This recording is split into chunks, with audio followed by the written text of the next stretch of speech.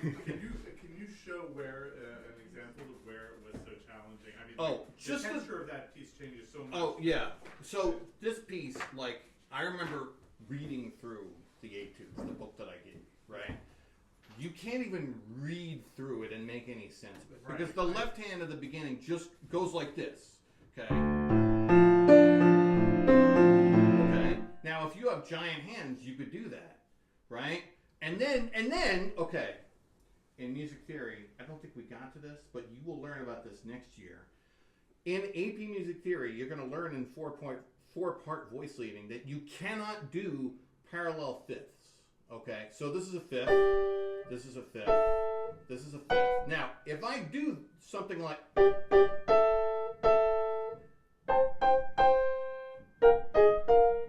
What does that sound like? Sounds like Asian music. Yes. Because they don't have that rule. Okay? So in Bach or Chopin or Mozart, you will never find that.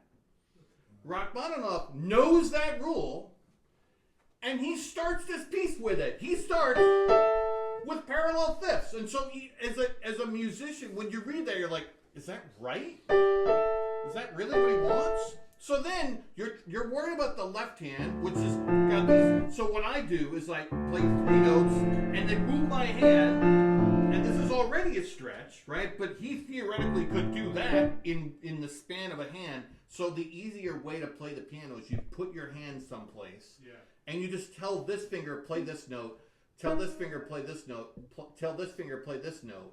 It's a lot harder when you have to move your hand, because every time you move your hand, you might miss. Right? So if you have giant hands, you could just sort of tell your hand, your finger to do that. But if you have to move your hands, then it becomes a lot harder.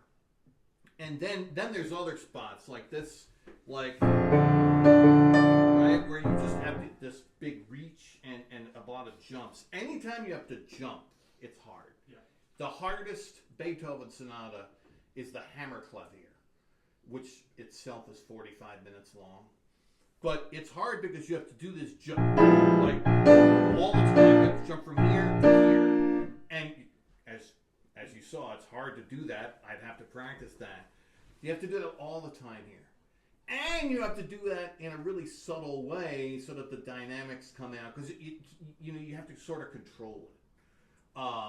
And then throughout this piece, you're always not playing one note with your right hand. You're playing 2.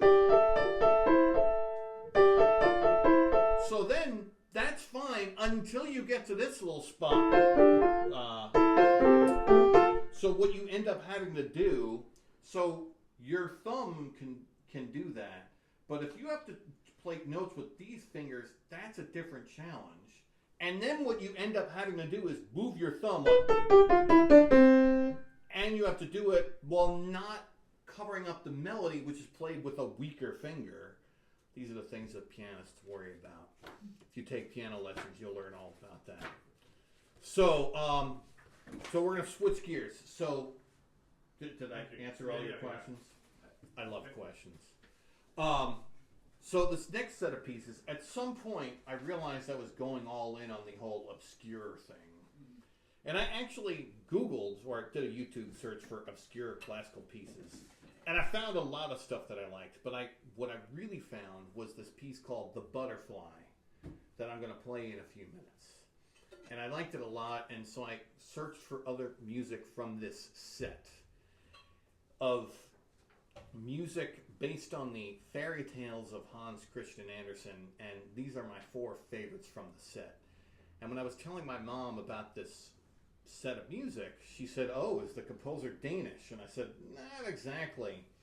So this composer, Serge Bortkiewicz, who I have never heard of until I started learning these pieces, he's ethnically Polish, but he was living in Kharkov, Ukraine, which at the time was part of the Russian Empire. It's currently part of Ukraine. And then when he became an adult, he decided to pursue a career as a composer and a pianist, and so he went to Germany. And then with the outbreak of World War I, he's living in Germany, but he's a Russian citizen, he had to leave. He goes to Turkey for a few years, eventually goes back to Germany. And then when the Nazis took power, he had to leave again. And he eventually made his way to Austria, and he was mostly safe in Austria, even though they did become part of Germany at one point.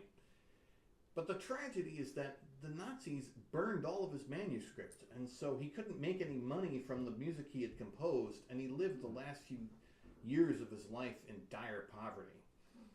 And so this set of pieces is based on Hans Christian Andersen fairy tales, the famous Danish author who wrote The Little Mermaid and others that you would know.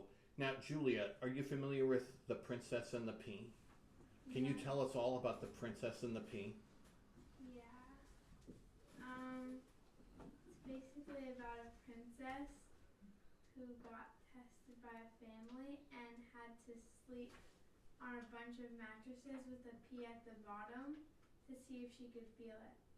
That's exactly right. And then, so a bunch of other fake princesses slept on that bed, and they said, oh, it was really comfortable, and that was the signal that they were not a true princess. But then when the true princess sleeps on that bed, in the morning, she's like, oh, that's a terrible bed. That's so uncomfortable because of the one pea. Yeah.